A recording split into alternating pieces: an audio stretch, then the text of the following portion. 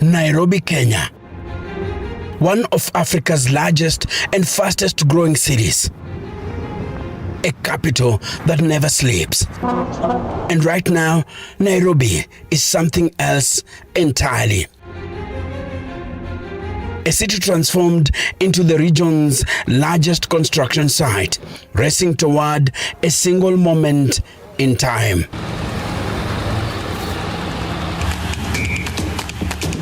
The Africa Cup of Nations 2027. We are upwards of 80%, and the 80 is the hard part. Across the skyline, cranes rise like steel sentinels. Designers, architects, engineers, all locked in a battle against the clock. The structure is done, the brick and mortar is done, the steel is done. Their mission to build one of the most spectacular stadiums the African continent has ever seen. The deadline, February 2026.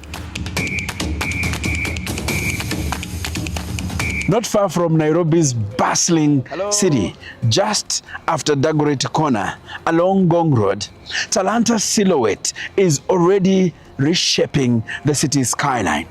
A new identity. This is a new landmark.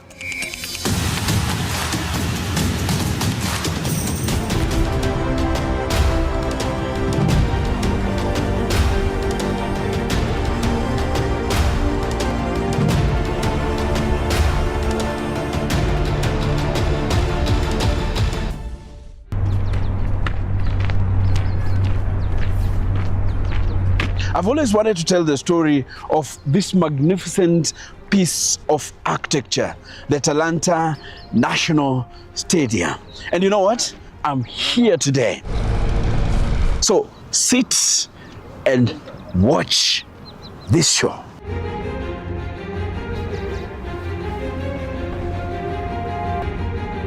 For more than 40 years, Kenya's national pride in world sport rested on historical arenas built in the 1980s.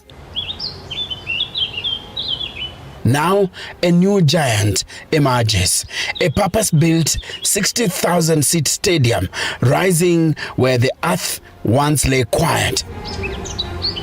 The countdown has been on. 3 African nations, 3 cities, 3 iconic stadiums, and just 12 months before football's greatest continental spectacle kicks off. From Kenya to Uganda to Tanzania, each stadium is at a different stage of completion, each carrying the weight of national pride.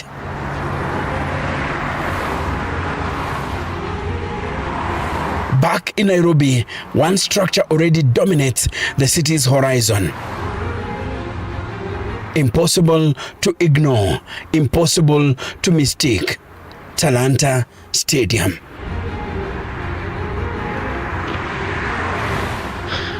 This is it. Look at it. Born from a dream to host the Africa Cup of Nations in 2027, this stadium is Kenya's ticket onto the global stage. Not just as a host, but as a contender. We are on course to host AFCON come the year 2027. A colossal state-of-the-art arena rising from the heart of the capital. When complete, light will spill from its crown, a glowing beacon visible from miles away, a symbol not just of sport, but of ambition. This is architecture as a statement on a scale never before attempted in this part of the world.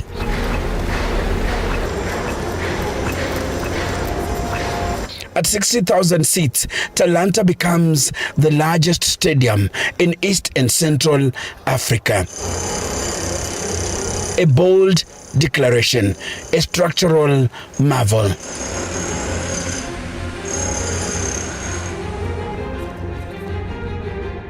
Imagine it's 2027 and the African Cup of Nations is being staged here. Imagine some of the best players Africa has ever produced being here. We are talking about the likes of Brian Buemo, Amad Diallo. We are talking about the likes of Noz Mazrouai. Top talents.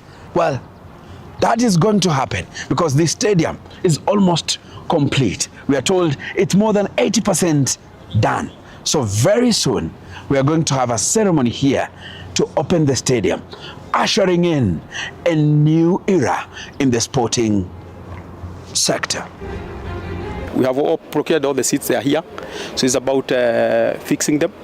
There is screens that are going on simultaneously. So, but also externally, we have the training pitches that have started, you can tell. So there are things moving simultaneously.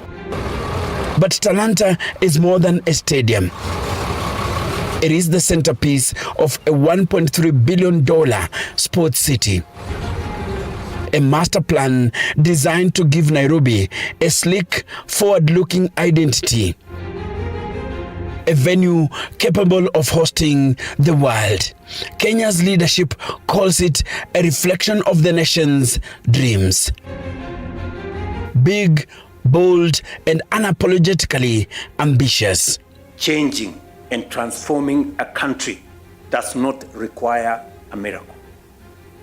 It requires a clear and bold vision.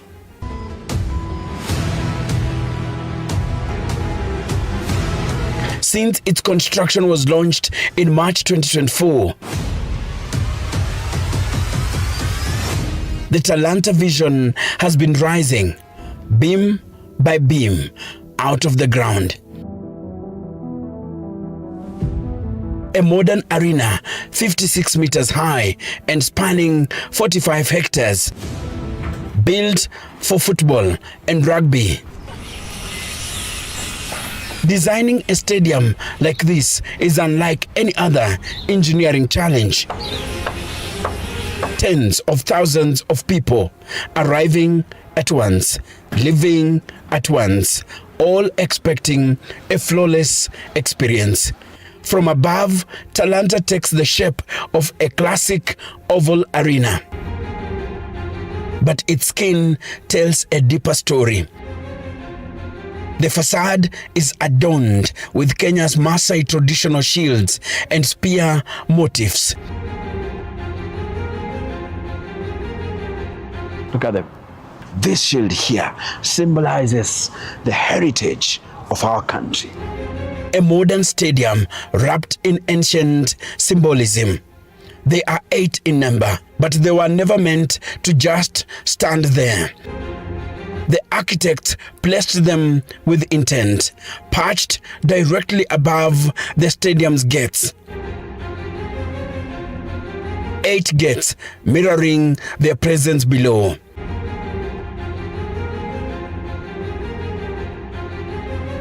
Nothing here is accidental.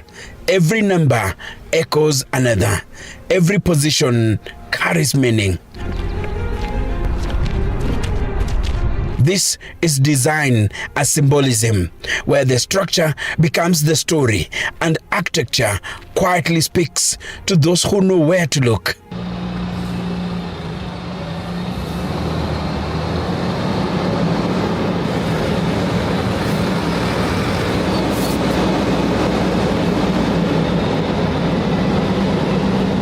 Given the scale of this infrastructure, I find this breathtaking.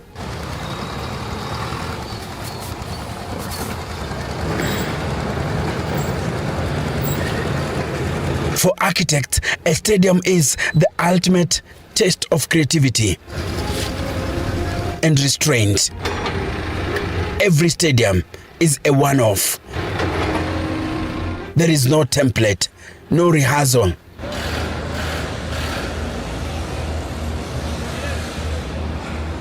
Each site has its own geology, its own infrastructure demands, its own problems to solve. From moving crowds to sourcing materials to battling the forces of nature. And nature here in Nairobi does not play gently. This is the tropics, When it rains, it doesn't drizzle, it pours. Most of the city's older stadiums, built decades ago, were open air, exposed and helpless against heavy downpours. From day one, Talanta's brief was clear. The stadium must be weatherproof.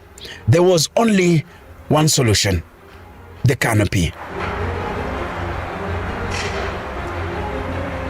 Covering a stadium with a roof is one of the hardest feats in modern engineering. The sheer size means immense weight.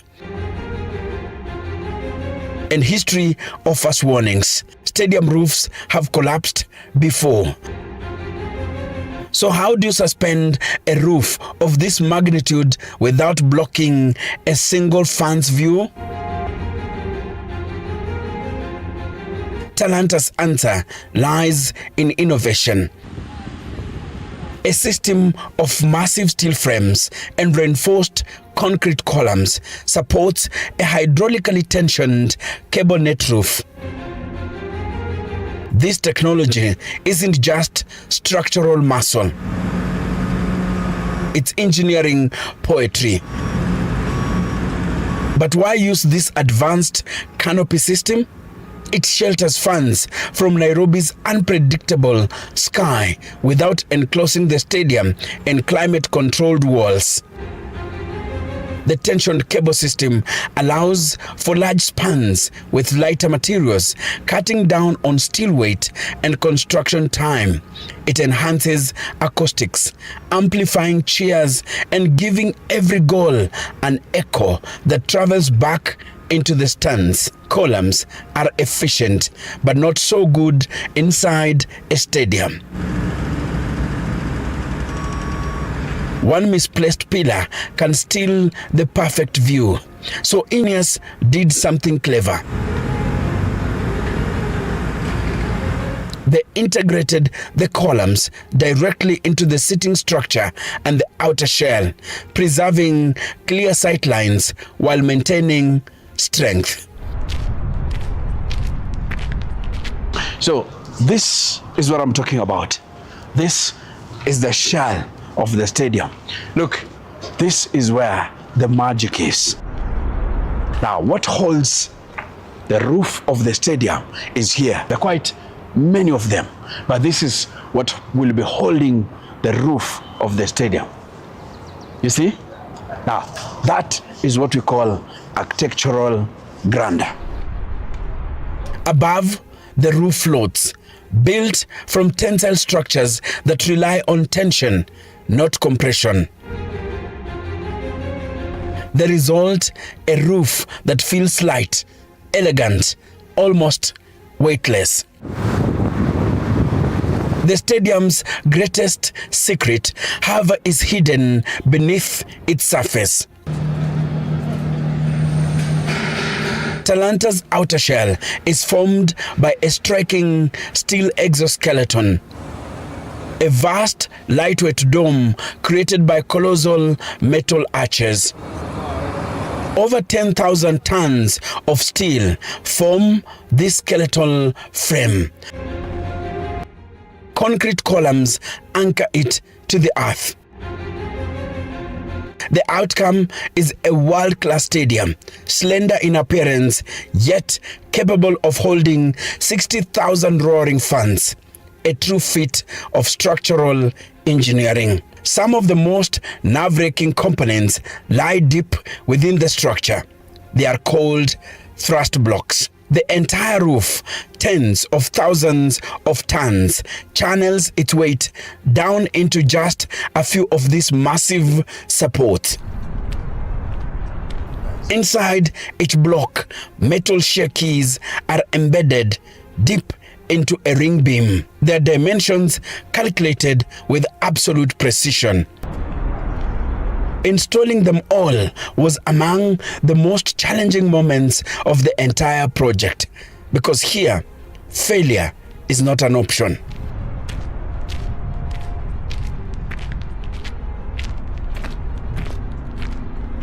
And then comes the heart of the stadium, the pitch. A living surface, a breathing organism at the center of everything. For any stadium, the pitch is sacred ground where history is written in 90 minutes. You can tell the drainage system is being done. Finally, we'll have the grass done. But the grass, as per the requirement of CAF and FIFA, we'll have the grass grown naturally. So we're going to plant the grass, but the grass will take 2-3 months. So we'll leave it to move to grow naturally. At its heart, there will be a hybrid playing surface. Natural Bermuda grass interwoven with synthetic fibers. This grass master system will keep the turf resilient under Africa's sun, heavy rain, and the pounding of tens of thousands of feet, whether it's football, rugby, or a concert. But why this tech?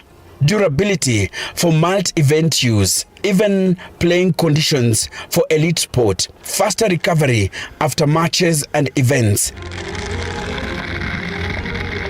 meaning the stadium stays alive year-round.